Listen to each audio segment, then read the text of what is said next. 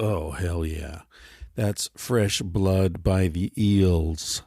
If you feel like you recognize that tune, it's probably because you saw that amazing HBO special about the dude who killed all those people and got away with it, called, I think it was called The Phoenix.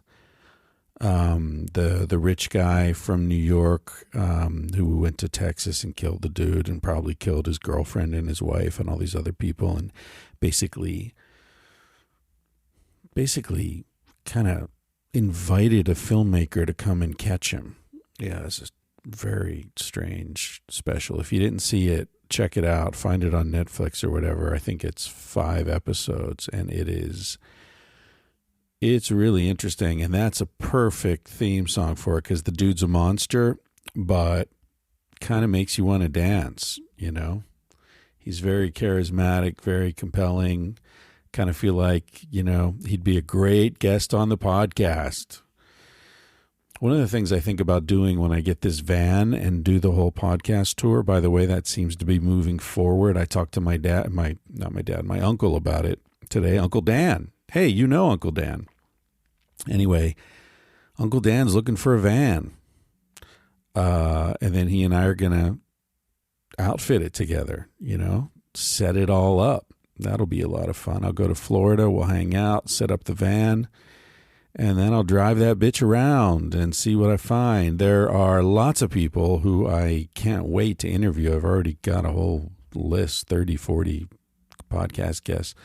But another thing I'd like to do is go to prisons. You know, go to prisons and talk to people.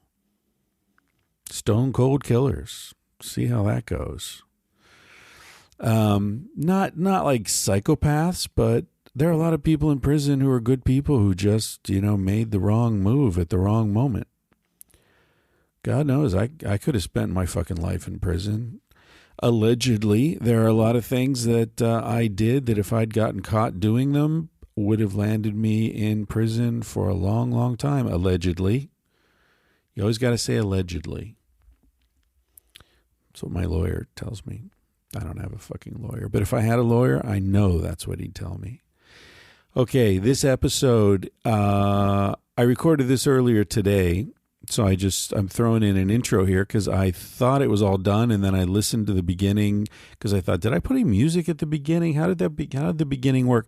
What actually happened was I started recording it thinking that I would fold it into something later, because I was thinking about this email I got from this guy, and I thought, fuck it, why don't I just record it right now instead of trying to remember what I was going to say and cluttering up my brain. I'll just record it now. I'm sitting in front of the computer, and so I started recording it just cold, and it went on for almost an hour because this guy's email is so deep and interesting and funny that I just kept rolling with this one, and then forgot that I didn't do an intro. So here's your intro. If it sounds like it's sort of jammed in before the substance of the podcast, well, you're absolutely right about that. All right, I'm finished jamming this in. Thank you for supporting the podcast, keeping it bullshit advertisement free for, I don't know, a couple of years now at least, right? Yeah, I very much appreciate. I feel blessed at the ability to do this and make some money from it. Not a ton of money, but enough money that it's definitely worthwhile. And I feel grateful to you, grateful to your friends who are buying shit on Amazon because you asked them to, because you don't ever buy shit on Amazon, but they do. Grateful to everybody. I'm feeling particularly grateful to those of you who have been helping out with the transcriptions of the podcast for the book we're putting together, this Tangentially Reading book. There are going to be some really interesting, cool interviews in there. Of course, Stanley Krippner is going to be in there. Neil Strauss, Duncan Trussell. Who else? Joe Rogan hasn't signed the release. He didn't respond to my email, but Joe gets so many fucking emails. Who knows if he even saw it? If you want Joe Rogan to be in the book, maybe, I don't know, hassle him on Twitter or something. Maybe he'll see that. Who else? Mary Roach, Andrew Weil, Tucker Max. the guy who robbed all those banks and escaped from prison. All these cool people are going to be in this edition of the book. So I'm really looking forward to that. And there are some people helping out, really doing a lot of work helping out with the transcriptions. Joey Yip apparently has done 3 already. He's a transcribing maniac. We've got Nate Atwood and Matt Shumsky have done 2 already, and it's a lot of work. I mean, that's a lot of work typing that stuff. And also, they're not just typing it; they're choosing. They're going through and ignoring the boring shit, and they've got some creative control in this. So we're really happy to have you guys involved. Na Snow, what a cool name, Na Snow. Hi, I'm Na Snow. I love that. Alistair Chalk. Sounds like a upper-class British gentleman. Amanda Rice. Rolls off the tongue. Amanda Rice. Hi, I'm Amanda Rice. I'll bet you are. Jorge Alzate. I don't know if I said that right. Sarah Bennett, Mark Pershin, Kellen Singer, Felipe Serna, Jessica Howard, Toby Harper, and Cora Venus Lunny. Thank you all so much for your help with this project. Can't wait to see this. All right, this one just came in from a Nigerian guy. I wish you could see this email. It's just a giant block of text. I don't know if he uses a different kind of email system or what, but sometimes of text, and that's what this is. But it's worth it. So I'm just going to read this as quickly as possible, but I'm really not going to skip over it because it's like this is a fucking rant. It's a good rant. This dude knows how to rant. All right. What's his name? Ebele. I won't try to pronounce your last name. It's funky as hell. Ebele is from Nigeria. He's living in the UK right now. And so here we go. This is going to be long, so I apologize in advance. So I want to preface this by saying I've pretty much absorbed everything you've been involved in that I could find or pay for on the internet, from your articles, your book, your podcast, the ones you've been on. But something is still amiss. It all makes sense. It all makes so much sense, perhaps too much. I say too much because the stuff you talk about just doesn't sit well with certain people, and it baffles me. There's so much cognitive dissonance between what the doctor with 3 last names says, that's me, Christopher Patrick Ryan, and how we are and what we've done. That's true. That is true. I mean, and that cognitive dissonance is what my whole so-called career is about, Ebele, as you may know. For instance, why is it that upon Europeans encountering black and brown folks around the world, they deemed them not only primitive and backwards, but subhuman, and then proceeded to rape them as much as murder, enslave, etc., etc.? I don't get it. I assume perhaps it's part of this whole fetishization thing. The same way homophobes are usually closeted gays or racists are into the porn of their prejudice. I still don't get it. How does one reconcile sticking his dick into something he proudly declares to be non-human? You think I'm a baboon, right? Okay, cool. Then why are you fucking me? Is it some kind of warped, twisted denial, but at the same time an admittance that we're all human? If only to inflict pain and suffering, why just do all the other things European settlers did without their... Oh, I see. Why don't they just do the other things like the killing and the enslaving without the rape, right? So I'm going to pause here. So his question is, what's with the sex? Like, if you don't think we're human, then why are you fucking us? Okay. My response to that would be a couple of things, a superficial level and then a deeper level. The superficial level is that we're talking almost entirely about men on ships for a long time. So for the kinds of people you're reading about, your Vasco da Gamas, your Christopher Columbuses, your Amerigo Vespucci's, your Captain Cooks, pussy is very scarce. Very, very, very scarce. Your Charles Darwin's on the Beagle. And so my apologies to you young ladies who are listening to this. but the young men know what I'm talking about. There is a time in your life where you will stick your dick into just about anything. I had a friend who was so horny one night. It was raining, and he was out walking around. He was in his late teens or something. He admitted this to me years later, and he's about to regret it. Now, I'm not going to say his name, but he told me that he was out walking around. It was a warm rain, and he was walking by this garden, and there was freshly turned earth, and it was all sort of warm and muddy, and he just got down and literally fucked the earth. And I don't think that's all that unusual. And we know about farm boys and the animals, and so I don't think the bar is really very high on what it is that a lot of men, especially young, lonely men, will stick their dicks into. Not to insult you or any brown people. I'm not saying that, you know what I'm not saying. So that's one level. They're just horny as hell and testosterone crazed and so far away from, real human women, like Victorian uptight women who wouldn't let them fuck them anyway. So that's the superficial level. But I think on a deeper level, and I think this is really what the guy's getting at here, what he's trying to, nail down, is that I think that explorers, certainly, you read the letters from Christopher Columbus back to the king and queen upon encountering the people of Hispaniola, the native Arawak population. He says in one of his first letters to them, these are the most generous, kind people you can imagine. If you ask, if you admire something, they immediately give it to you without thinking. They're beautiful, they're healthy, they're strong, they're laughing all the time. They're innocent of metal and swords. They grab a sword by the handle or by the blade, and they're surprised when it cuts them. There's food everywhere. They don't want for anything. There's fruit in the trees and plentiful fish in the waters. And in fact, some people say maybe this is the origin of calling them Indians, because at this point in his letter he says, "Seguramente es gente que vive en Dios." Certainly these are people who live with God. And in Spanish, indios is what they're called. In God, indios.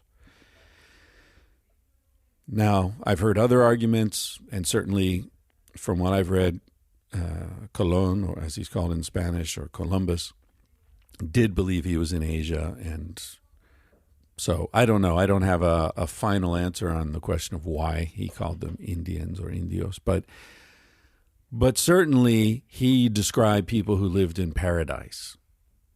And then he shifts and he says in the next paragraph, "With 50 good soldiers, I could subjugate the population of the entire island. They would make wonderful slaves."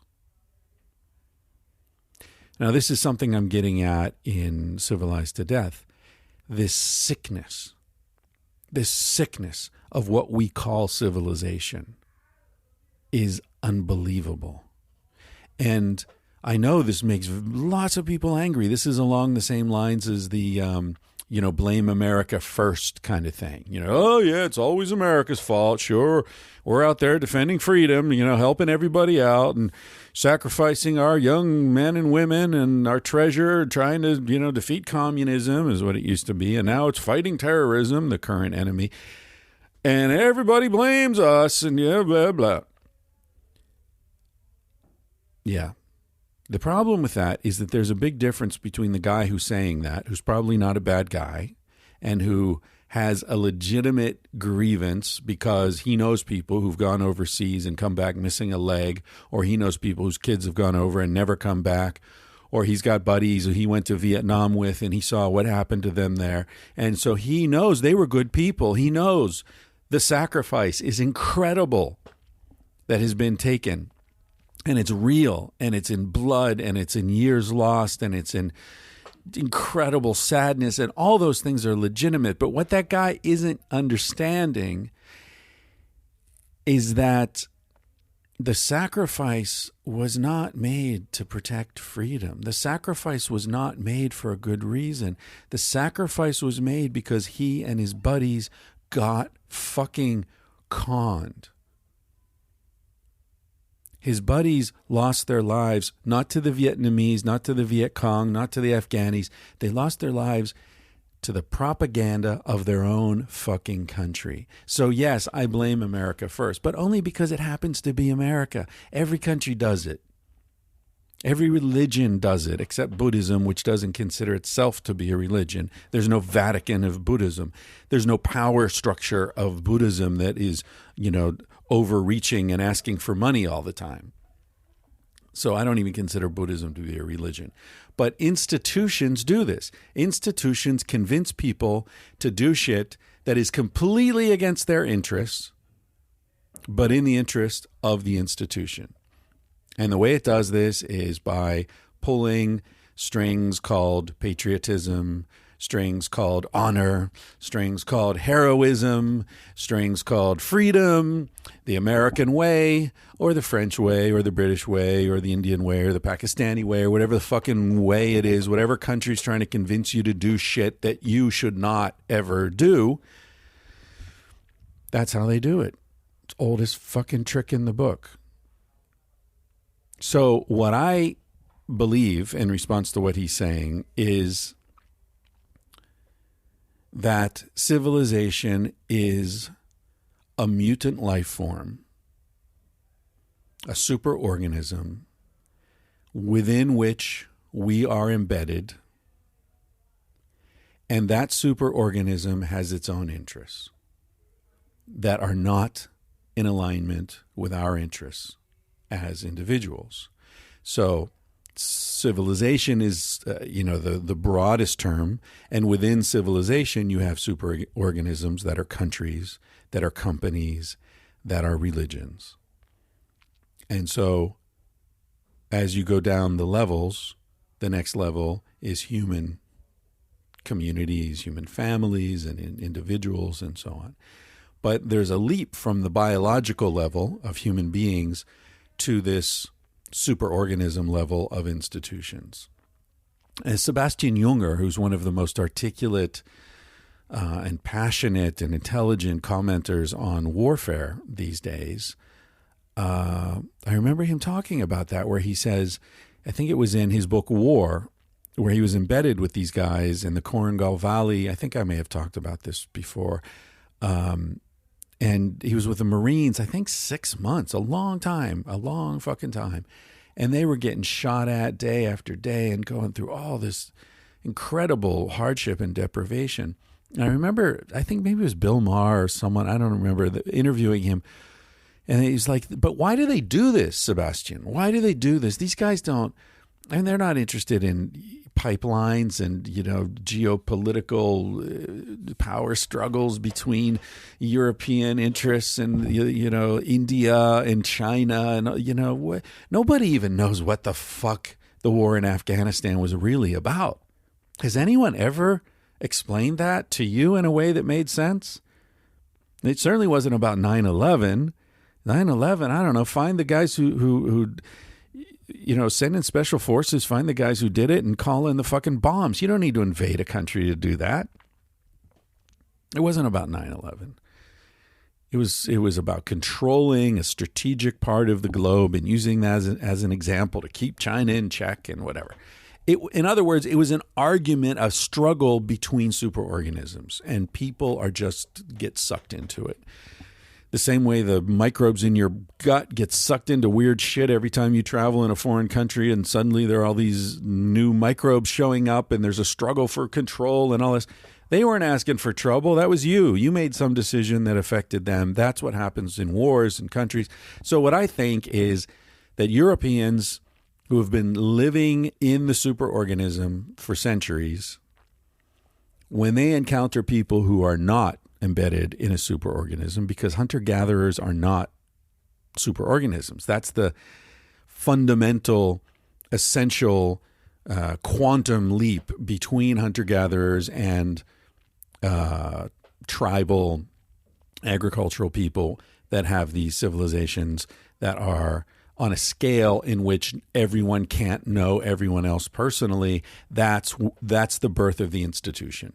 When I am making decisions about your life, but I've never met you, then I'm treating you as an abstraction, and I can make decisions that I would never make with someone who knew me, where my reputation was vulnerable to it, and so on. Read Sex at Dawn. I talk about that to some extent, and in this next book, I talk about it a lot more. So my point is, okay, why did the white guys fuck the brown women and not just kill them or enslave them? Or it's because they're alive. And I think that's the fetishization. Because even though they're stuck in this superorganism that shapes their thinking in a way that's essentially unhuman, when they encounter these women, like the women in the South Pacific, who had no shame around sexuality, who were welcoming of these guys on these boats, these disgusting, stinking fucking guys, horny as hell and sick and festering boils. And I mean, imagine how disgusting those fucking guys were who came off those ships. And these women were bathing them and fucking them and kissing them and bringing them fruit, because that's the way they treat travelers, because that's the way most people around the world treated guests until the guests started raping and fucking pillaging. That's the way the Eskimos treated guests, the Inuit. That's the way, I have a friend still, 30 years ago, I met in Nepal. He told me he walked across Madagascar from the west coast up over the mountain range down to the east coast. And he said every village he came to, this is a German guy I met in Pokhara, Nepal, taught me to juggle. Anyway, he told me every village he came to, the people would come out. First, the little kids would run out. And when news came that this white guy was showing up, they'd run out. There are no roads. This is like way back. And the little kids would come out all laughing, and they'd hold his hands and bring him in, and somebody would take his pack, and they'd carry his pack, and it was like a big deal. Hey, this guy's here. Oh, my God, this guy's here. And then they'd bring him food, and he'd hang out by the fire, and he did, maybe he juggled. I don't know. He did something to amuse them, and everybody had a good time. And then, as the fire wore down, it got late, then it became time for him to choose which woman he wanted to sleep with. And it was an honor for her. And the others were cool, but everybody wanted to sleep with him. And that's just how a traveler was treated. Give him food, give him whatever he wants, and give him pleasure, and let him sleep in the nicest hammock, and then send him on his way when he's ready to leave. That's the way we are when we're human. But when we're civilized, we turn into something else. But there's still part of us that's human deep down inside that misses it and knows that this isn't right. And that's why people are depressed. That's why people are pissed off. That's why everybody's got fucking PTSD and ADD and all the other acronyms. Because we're sick because of the shape of the cage we're in. All right. Sorry. Whew, got a little carried away right there. So I'll continue with his rant, drop my rant for a minute here. And he talks about, like, he doesn't get it. Why would women be offended by my work? Because from his perspective, it's liberating for women, talking about their sexuality being as strong as men's or stronger in some ways of measuring, and, that they're sexual beings and all that. Yeah, some women do get threatened by that, but I think they're getting threatened by it because they're looking at it and saying, wait a minute, this guy and this work, this rant that this guy's on is essentially trying to take away the only thing we have in the modern world, especially in a place like Nigeria, which is still, in my understanding, quite machistic. I forget the word in English, so, male-dominated. At least in the public square, getting work and politics and all that. So a lot of women are stuck in a situation where the only power they have is the only lever that they control is their man, their husband. It's the only way they get money, the only way they get status, get respect, get whatever, is to like control this guy. And there's this essential deal. And when he breaks the deal, then they've got a little more power, and they can divorce him, they can humiliate him, they can whatever. And so they look at my message of saying, hey, people, should not mix that kind of power with sexuality. It doesn't need to be that way. It didn't need to be that. It wasn't that way before. And they're like, oh, yeah, thanks a lot. Thanks. You're going to liberate me from the only thing I have. And I get that. I understand that. Whereas the response I get from women in cultures where they have more direct access to power is much more positive, because then they don't feel that threat. They're only reading it in terms of the sexuality, not so much in the economic terms. So I understand why women in Nigeria would be saying, yeah, fuck that guy, Chris Ryan. I get it. But I do think that on some level, if they've read the book and they are giving it a fair hearing, I do think that on some level they're probably going to agree that I'm right. But what they're saying is, yeah, but in this world, the world I live in, I want to marry a guy and have him provide money for me and my kids, because otherwise I'm going to be homeless, because I can't get a job that pays anywhere near what he would earn. And they're right about that. Okay, so anyway, he goes on. He's looking at sort of why do people want to participate in something if they know it's oppressive?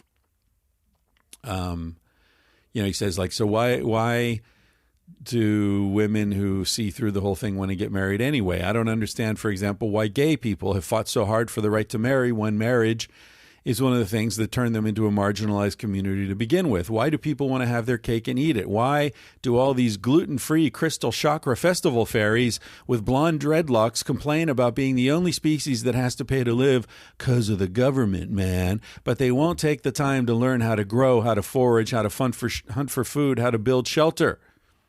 Something I've been doing for the last 6 months all over the UK, he says, through woofing arrangements. That's working on organic farms in exchange for room and board. Why is everything so awesome and no one is happy? Why do people not think it isn't normal to have to buy water, and that you can be jailed for collecting rainwater? Or that it's not normal to have to pay to sleep in a tent on a patch of dirt? Why do people want to travel and still don't, despite having the means? Or why do people want to travel, know how to go about it, know this, but still ask people like you how to do it, as if they're expecting a different answer that'll somehow reconcile their propensity to get bored easily with their urge to stay comfortable? These are profound questions here. Most know you can have one without the other, but so why do they still ask, hey, Chris, how do I start traveling? What are they expecting to hear? Okay, there's a lot going on here. I think one of the issues is that and it relates to what I was saying before about being civilized, but being, you put a wolf in a cage, and 5 generations later, you've got a wolf that's never known anything but the cage, right? And so if you let it out of the cage, it's not going to know what to do. You open the door, it'll just sit there and look at you. It doesn't know where to go. It doesn't know how to survive, doesn't know what's happening.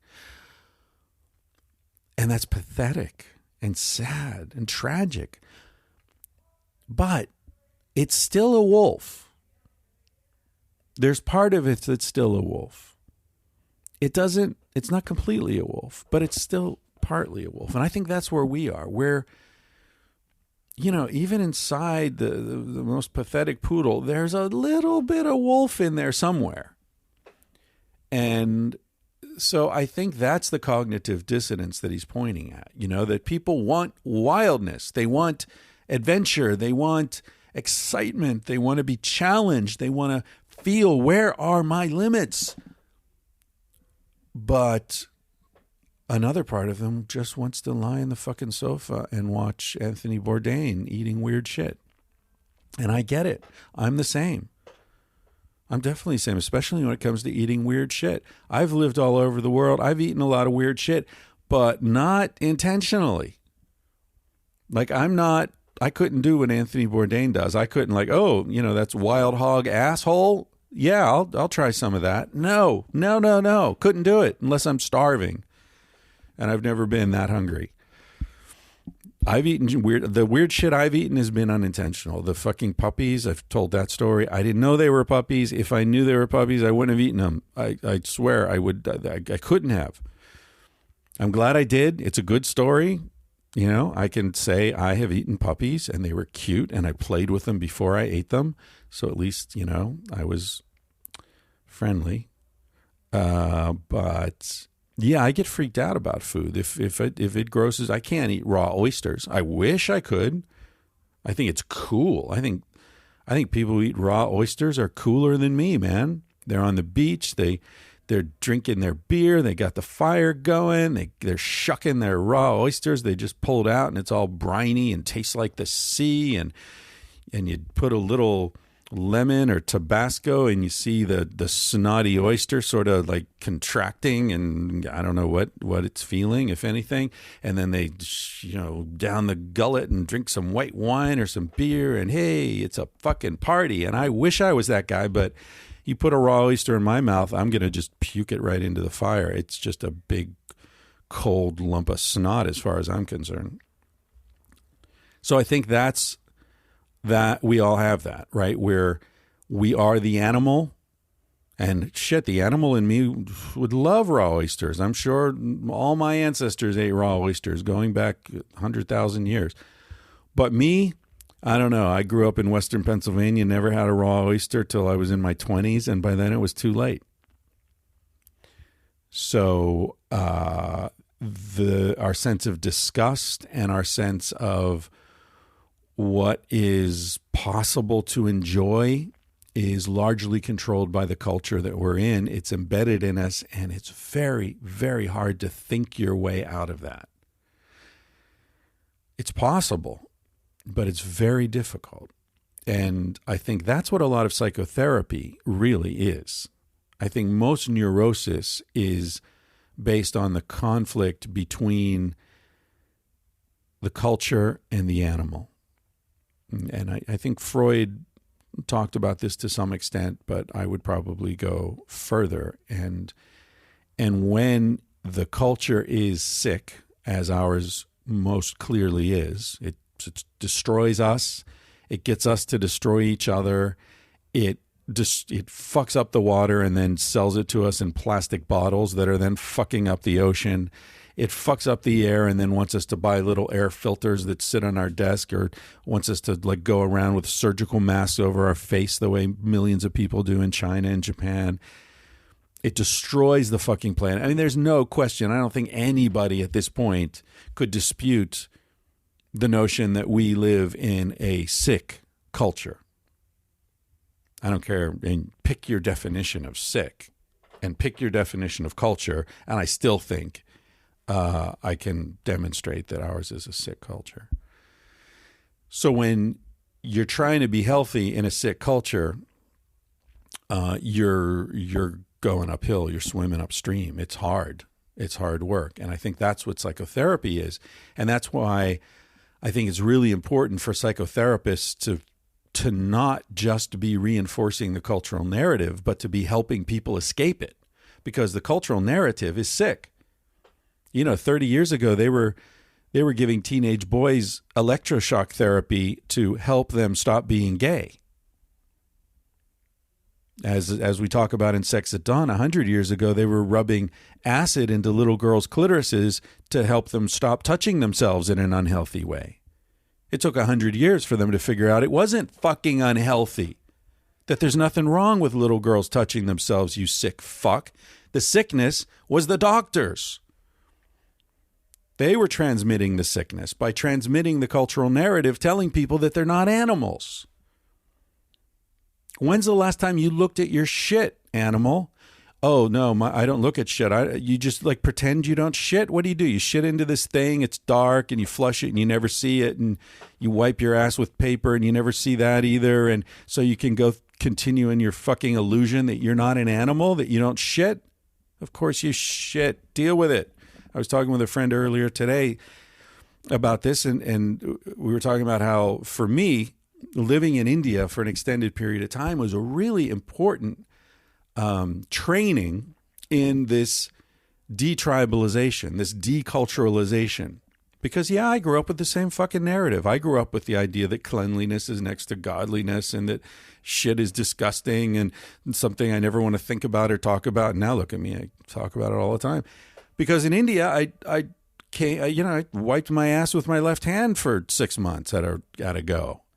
And I noticed, like, oh, today it's runny and brown, and yesterday it had seeds in it. Oh, that was from that thing I ate at lunch. And oh, look, and there's this. I learned a lot about my body, and I also learned a lot about my mind. And one of the things I learned is that this whole thing about shit, this whole hang up, is complete bullshit. It's completely something that the culture stuck in my head that is dysfunctional. It's heavy for me to carry around. It stops me from monitoring my own digestive system in a healthy way. It makes me ashamed of myself. It's all this, I keep saying bullshit, but it is bullshit. So I don't know where the fuck I'm ranting off into here. So, okay, so that's what I'm getting back to his thing. Like, why do people believe all this dumb stuff? Why do they believe it's normal that you have to pay for water? Part of it's that the culture convinces us of stuff, and it convinces us when we're too young to know that we're being lied to. Another part is shifting baseline, right? Most of the people listening to me right now are probably, in their 20s, maybe 30s. So that means that most of you were born in the 90s. If that's insane. Or after that's incredible. Anyway, 80s, 90s, whatever. For you, bottled water is just like, yeah, that's normal. I'm 54. I was born in 1962. I never saw bottled water till I was probably in college in the early 80s. And that was Perrier. And that was just for... Perrier, you'd order Perrier the way some dipshit orders Cristal now. It's just to show off and be a fucking blowhard. It wasn't, the water was fine. Tap water was fine.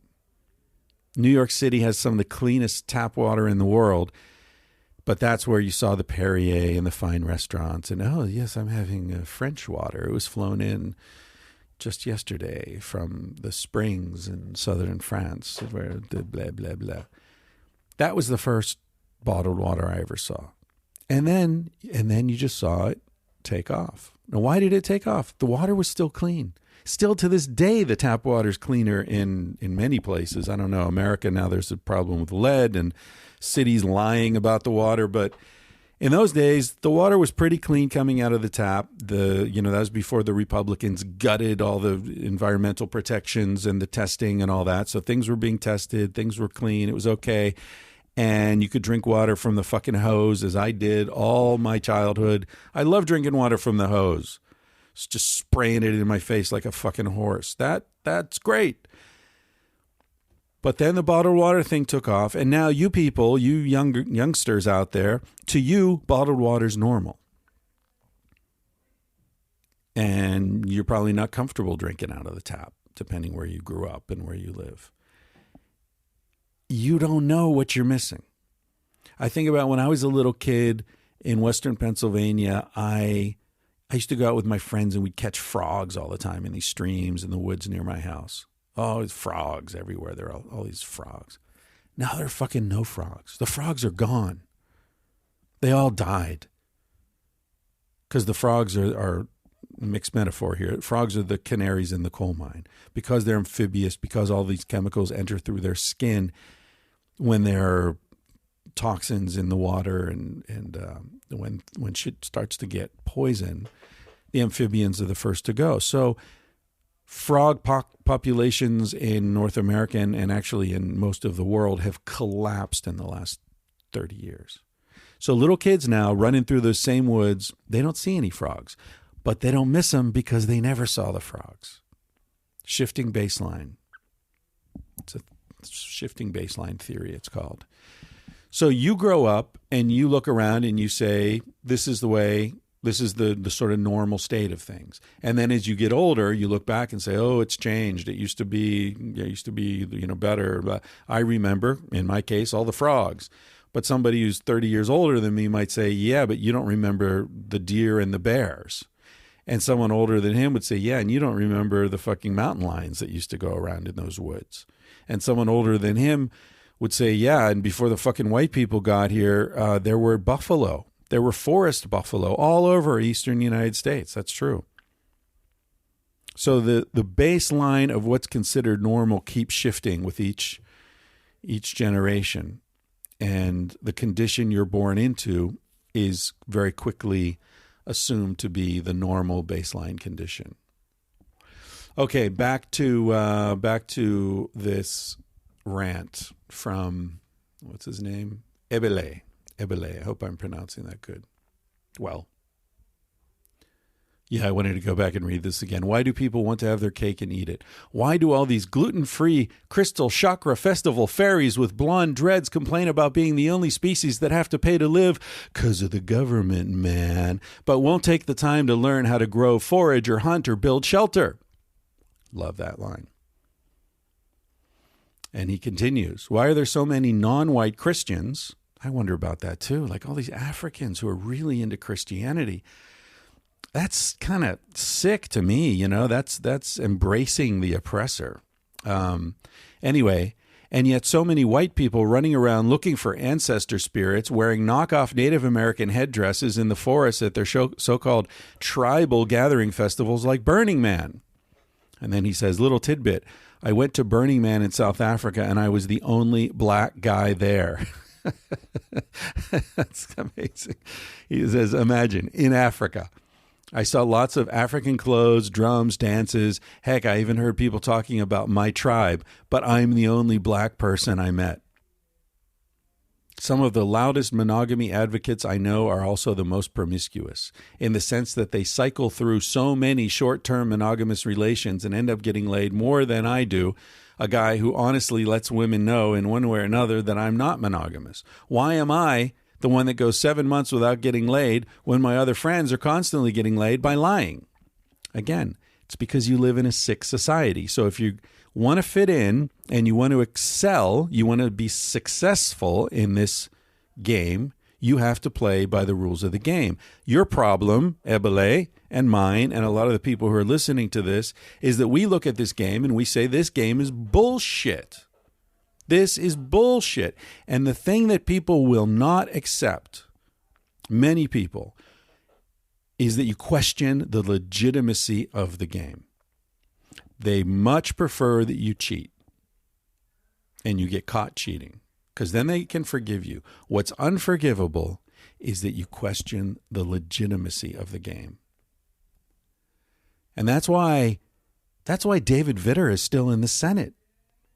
David Vitter, who's a Christian fundamentalist, family man, God-fearing, church-going, New Orleans-living motherfucker who got caught because his name was in the D.C. Madam's phone book, along with notations about the kinky shit that he was into, which, if memory serves me, was wearing diapers and acting like a baby and probably, peeing and having this hooker change his diaper and put talcum powder on his little balls. This guy's still in the Senate 10, 15 years later. Why? Because he stepped in front of a camera with his wife and he begged God for forgiveness for his sins, and he said he was going to go get therapy and blah, blah, blah, bullshit. It's because he didn't question the legitimacy of the fucking game. He said, I got caught cheating.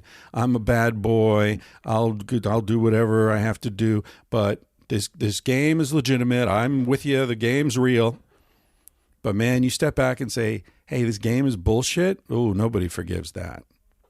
I can't tell you how many women, no, I literally will not tell you how many women over the years, things fell apart because they would prefer that I'm a liar.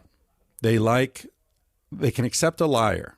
And a lot of my friends have told me the same thing. Friends who are polyamorous or whatever. It's like, yeah, man, meet a woman. She's great. Everything's fine. She, flirting with you, definitely wants to hook up and whatever. And then you say to her, yeah, I have a girlfriend. She's great. And, so you cheat on your girlfriend. And that's kind of exciting. Yeah, we're going to go cheat on your girlfriend. No, I don't cheat on my girlfriend. What do you mean?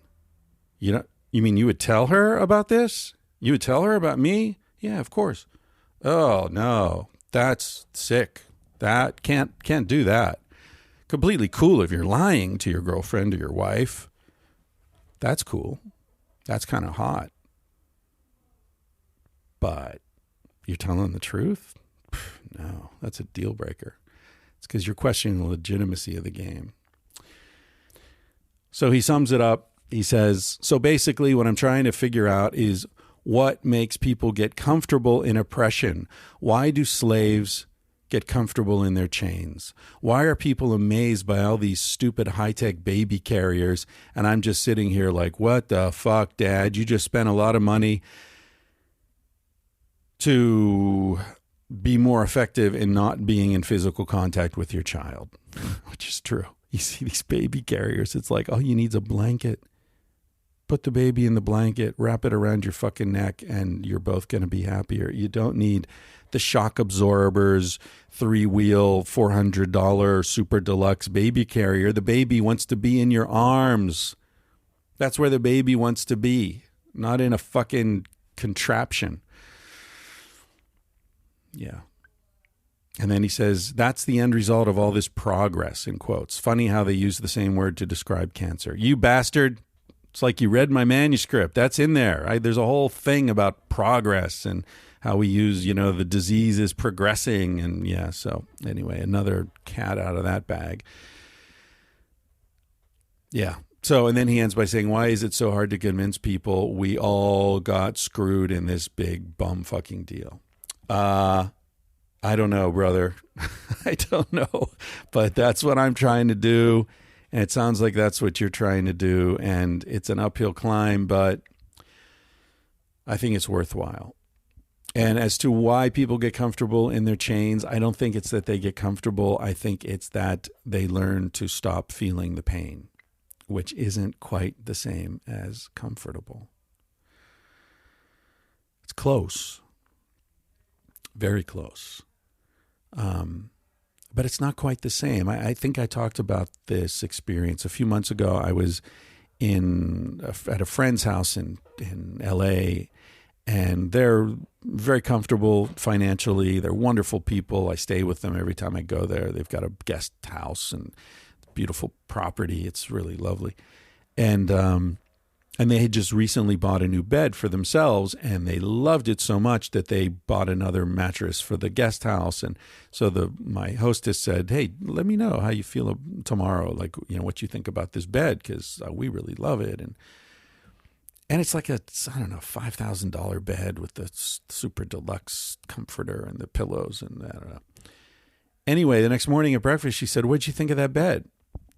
And I thought, I didn't think anything of that bed, because I lay down in it and suddenly I was unconscious until I woke up. And then I got up and I took a shower, and it never entered my mind. The experience of being on that bed was a non-experience, which I guess is another way of saying it was incredibly comfortable. But it was a non-experience. So is that comfort? Or is that nullity? Is that, because you think of comfort as a positive thing, right? I'm so comfortable. This feels great.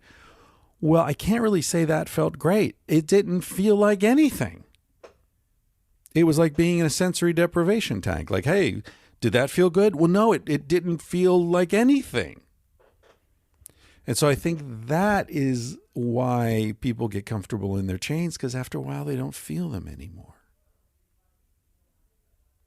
There's a beautiful book by Maya Angelou.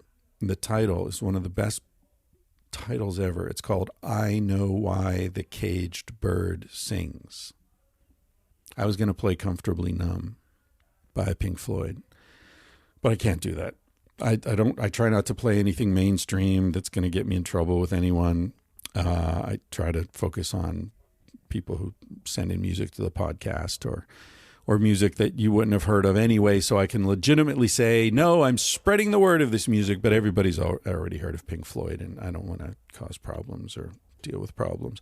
So if you don't know the song Comfortably Numb from the album The Wall by Pink Floyd, please pause this and go to YouTube or your iTunes library or whatever and check it out. It's a really beautiful song, and it gets right down to the heart of what I've been talking about here for quite a while. Thank you, Ebele, for your email. I've been talking so fucking long that I think this is going to be a standalone Roma episode. The first standalone Roma episode. I got this email and I was thinking about it, and I thought I should just record this thing while I'm thinking about it, and then I'll merge it and edit it and merge it with other stuff later, and nobody will ever know. But now I look, I've been talking for 46 minutes. Fuck it, this is an episode. I'll just throw this up. So thank you, Ebele. Hope you're feeling fine wherever you are, despite the fact that you're living in a world full of foreigners. There's a beautiful book. This sort of might be interesting for you and other people who are feeling the same way. It's called Bliss by Peter Carey, who's an Australian writer. I picked it up in some guest house in Southeast Asia somewhere a long time ago. And it blew my fucking mind. It's an incredible book, very easy to read, short, kind of simple. And I'll tell you, I'm not ruining the story. So I encourage you to read this book if this sounds interesting to you. Here's what happens in like the first 10 pages. You meet the main character. He's got an advertising company in Sydney or Melbourne or somewhere. He's married, good relationship with his wife. He's got a couple of kids. They're teenagers in school, getting good grades. Sweet little girl. She's like 11 or 12, and the son's 15 or 14. And so they're going to go to college. And just your sort of typical, everything's going great, middle class existence. He's got his favorite table at the restaurant where he goes for lunch with clients, and got a nice car. Okay. One morning he gets up and he's going to work, and he goes out after breakfast, goes out to get in the car, and he has a heart attack. Thunk. Lands on the driveway on his back. He's out. And his wife sees it, calls the ambulance, and she's crying, and he has one of these experiences where he floats up above his body and he's looking down at the whole thing, this out-of-body experience. He sees the ambulance crew arrive. He sees them, rushing around and all this stuff. And he's just calmly watching it all from the clouds. And then he wakes up in the hospital. Boom, I'm in the hospital. And there's the machine, beep, beep, beep, beep, beep, beep. His wife's there, and oh my God, you're awake. Oh, we were so scared, and so he survives the heart attack. And when he gets back home, he's different.